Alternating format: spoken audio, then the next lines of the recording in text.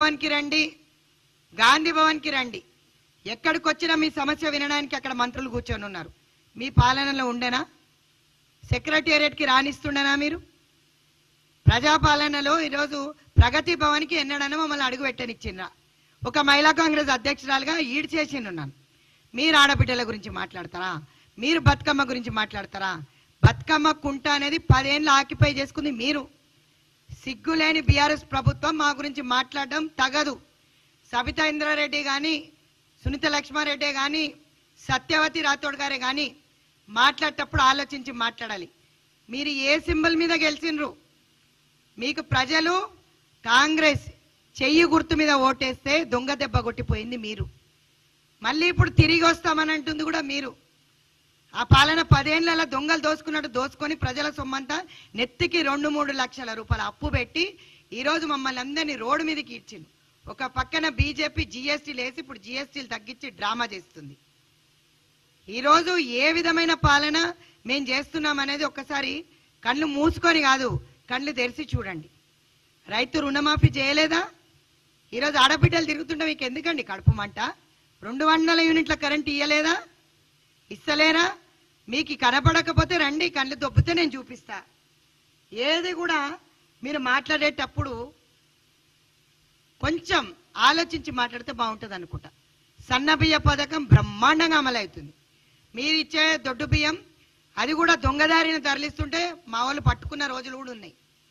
సన్న బియ్యం ఈరోజు ప్రతి ఒక్క పేదవాడి కడుపు నింపుతుంది. ఈరోజు ఆ పథకం బ్రహ్మాండంగా పోతుంది. కానీ మీరెక్కడ కూడా మంచి పథకాల గురించి మాట్లాడరు. ఇంకా ఏం చేస్తే బాగుంటుందని మాట్లాడకుండా ఈ కార్ రేస్లో మీరే ఇరిగేషన్ ప్రాజెక్టులు ఈరోజు చూసినట్టయితే కాళేశ్వరం కానీ, మేడిగడ్డ కానీ ప్రతి ఒక్క దాంట్లో కమిషన్ల పేరు మీద దోసుకదిన్నారు.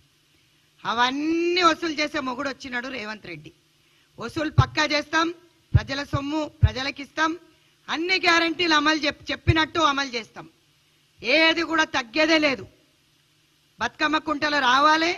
మరి మంత్రులందరికీ కూడా ఆహ్వానం. మేము మా మంత్రుల పక్క నుంచి నేను ఆహ్వానం చెప్తున్నా మహిళా కాంగ్రెస్ తరఫున. సబితా ఇంద్రారెడ్డి గారు, సునీత లక్ష్మారెడ్డి గారు బతుకమ్మ కుంట ఏ విధంగా మేము డెవలప్ చేశాం, ముఖ్యమంత్రి వర్యులు నేను ఉండి మిమ్మల్ని రిసీవ్ చేసుకుంటా. రండి సునీత లక్ష్మారెడ్డి గారు, బతుకమ్మ ఆడదాం. ప్రజాపాలనలో బ్రహ్మాండంగా ఈరోజు మేము చేస్తున్న ప్రతి ఒక్క పథకం ప్రజల వారికి తీసుకెళ్తున్నాము. ఈ హామీలు మేము ఇచ్చాము అని మేము వైఫల్యం చెందినాము అనుకున్నాం, కానీ బ్రహ్మాండంగా పాట పెట్టి చెప్తున్నారు. ఖచ్చితంగా ఎవ్వరు అధైర్యపడొద్దు. అన్ని హామీలు పూర్తి చేస్తాం. కొంచెం వెనుక ముందు అంతే. ఎందుకంటే ఈ లక్షల వేల కోట్లు బడ్జెట్ల ఈ కార్ రేసింగ్లా వీళ్ళు దోసుక తిన్నది.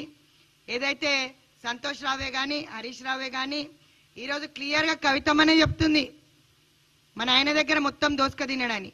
మరి నాయనకు తెలియకుండానే దోసుక తిన్నాడా అంట? చెల్లెకు, అన్నకు, బావకు, బావమరిదికు తేడా వచ్చింది, తండ్రికి తెలియకుండా తేడా వచ్చిందా? కమిషన్లు పంచడంలో తేడా వచ్చిందా? అది మొట్టమొదటిగా అది తెలుసుకోవాల్సిందిగా కోరుతున్నా. మీరు ఎవిడెన్స్ ఇవ్వండి కవితమ్మ గారు, ఖచ్చితంగా అందరినీ లోపటేసి వసూలు చేస్తాం. రేవంత్ రెడ్డి గారు ఖచ్చితంగా ప్రజాపాలన వసూలు చేస్తాం. ప్రజల సొమ్ము ఏదైతే దోసుకదిని బుర్జ్ ఖలీఫాలో తీసుకున్నారు కదా, ఆ బిల్డింగ్లన్నీ వాపస్ ఇచ్చేస్తే మంచి మంచి పథకాలు, ఇంకా సంక్షేమ పథకాలు మేము ముందుకు అమలు చేస్తాం. ఆ రోజు మీరు వచ్చినప్పుడు ఎట్లుండే, ఈరోజు ఎట్లున్నారు? కాబట్టి బతుకమ్మ పండగను ఇష్యూ చేయొద్దని చెప్పి కోరుతున్నాను. ఆడబిడ్డలను మర్యాదించి గౌరవించడం సంస్కృతి. ఈరోజు బతుకమ్మ పండుగ వేదికగా మేమందరినీ కూడా ఆహ్వానం పలుకుతూ బతుకమ్మ చీరలన్నీ కూడా బ్రహ్మాండంగా ఇస్తాం. 100% ప్రతి ఒక్కరు సాటిస్ఫై అయ్యే విధంగా సెల్ఫ్ హెల్ప్ గ్రూప్స్తో పాటు చేనేత కార్మికులకి ఉపాధి కల్పించాం. అదేవిధంగా వాళ్ళన్ని ఎన్ని చీరలు ఇస్తే అన్ని చీరలు వాళ్ళకి పనిచేస్తాం. 65 లక్షలకి హామీ ఇచ్చాం. అంతకన్నా ఎక్కువనే ఇద్దాం అనుకుంటున్నాం. ఎవరికన్నా బతుకమ్మ చీరలు రాలేదు అని అంటే కొంచెం లేటుగా వస్తాయి, ఖచ్చితంగా తీసుకోవాల్సిందిగా కోరుతున్నాం. ఈ ప్రెస్ మీట్ ఎందుకు పెట్టామంటే ఖచ్చితంగా ఈరోజు ఒక పాట రిలీజ్ చేశారు. చాలా వరకు పథకాలు తెలియని వాళ్ళకు కూడా ఈ పథకాలు కాంగ్రెస్ ప్రభుత్వంలో ఉన్నాయని చెప్తున్నారు.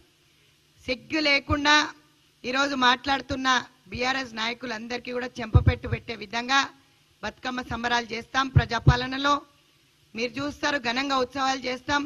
మంచి చీరలు ఇస్తాం.